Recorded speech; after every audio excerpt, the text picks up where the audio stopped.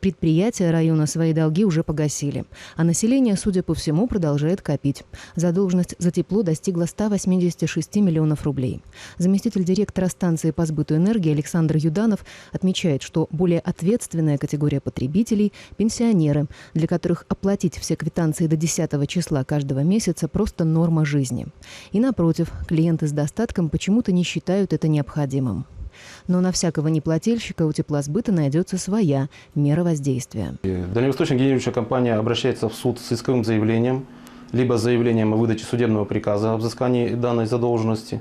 После этого исполнительные документы передаются в службу судебных приставов, который возбуждает исполнительное производство. И должникам направляется постановление, в котором установлен 5-дневный срок для добровольного исполнения решения суда.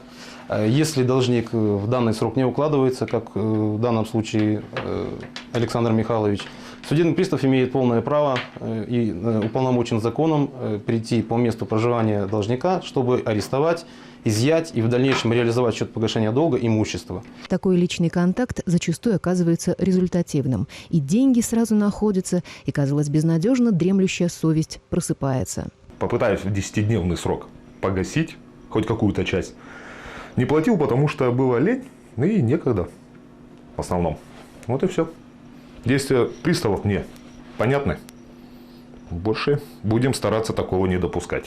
А что касается нерюнгринских энергетиков, готовящих оборудование к отопительному сезону в условиях жутких неплатежей, то делают они это за счет других подразделений ДГК, то есть в долг. И ничего хорошего, надо полагать, это не сулит.